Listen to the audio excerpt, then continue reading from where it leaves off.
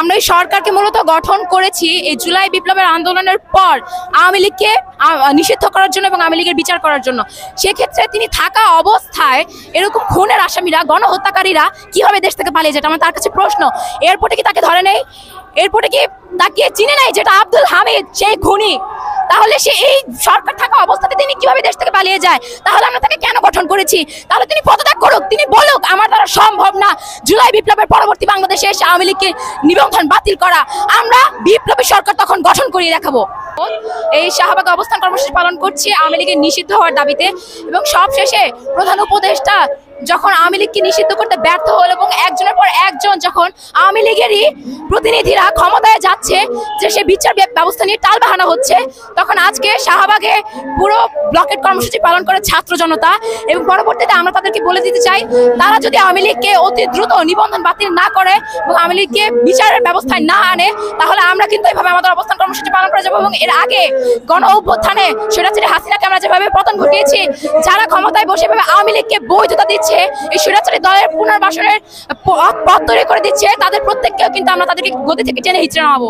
আমরা আওয়ামী লীগকে নিষিদ্ধ করার ব্যাপারে আসলে সরকারের থেকে কোনো পদক্ষেপ তো দেখিনি, বরং তিনি মিডিয়ার সামনে এসে এমনভাবে একটা বক্তব্য দিলেন, সেদিন বললেন যে আওয়ামী লীগকে নিষিদ্ধ করার ব্যাপারে প্রধান উপদেষ্টা নাকি কোনো চিন্তা নেই।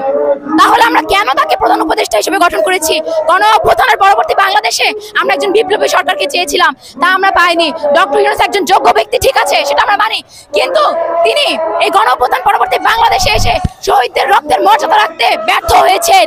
তিনি এই স্বৈরাচারী আওয়ামী লীগ, যার জন্য আমরা আন্দোলন করলাম, যাকে নিবন্ধন বাতিল করার জন্য, এই নিবন্ধন তিনি এখনো বাতিল করেননি এবং তিনি চরমভাবে ব্যর্থ হয়েছেন। এখন জুলাই আগস্টের গণ অভ্যুত্থানে যদি আমরা দেখতে চাই, আমাদের প্রত্যেকের একটা দাবি ছিল আওয়ামী লীগকে বাংলাদেশের রাজনীতিতে তার থাকতে দেওয়া যাবে না। সেক্ষেত্রে আমরা ঐক্যবদ্ধ হয়েছি এবং হাসিনাকে পতন করতে পেরেছি।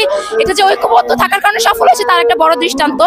এবং পরবর্তী সময়ে এসে আমরা যারাই আজকে এখনো এই আওয়ামী লীগ নিষিদ্ধ হওয়ার দাবিতে এসেছি, আমরাই প্রকৃতভাবে চাই আওয়ামী লীগ নিষিদ্ধ হোক। এবং যে কোনো দল, আমরা দলমত নির্বিশেষে সকলে কিন্তু আন্দোলন যোগ দিয়েছি, কারণ বাংলার মানুষের জনগণের দাবি এটা আওয়ামী লীগ নিষিদ্ধ হোক। কিন্তু এখানে কোনো দল, কোনো সংগঠন যদি না এসে থাকে এত কিছু হওয়ার পরও, তার মানে এটাই প্রমাণ হয় যে তারা এই ফ্যাসিবাদী রাজনীতিকে বাংলাদেশে আবার পুনরায় ফিরে আসতে তারা চায়, এটাই প্রমাণ করছে। আমরা বিএনপিকে বলতে চাই, এইভাবে সাধারণ জনগণ আমরা আজকে রাজপথে নেমেছি এবং এতদিনে ছিলাম এই আওয়ামী লীগ নিষিদ্ধ হওয়ার দাবিতে। আপনারা যদি স্বাভাবিকভাবে আওয়ামী লীগ নিষিদ্ধর দাবিতে সংহতি জানিয়ে মাঠে না থাকতে পারেন, ক্ষমতায় যাওয়ার পর আপনারা কি করবেন? ক্ষমতায় যাওয়ার পর তখন আমরা কেন দেখবো? আপনারা আপনাদের কার্যক্রম এখন থেকে শুরু করুন, সংহতি প্রকাশ করতে আসুন আমাদের সাথে। আপনারা সংহতিও জানাচ্ছেন না, আওয়ামী লীগের ব্যাপারে কোনো সাফ বার্তা দিচ্ছেন না।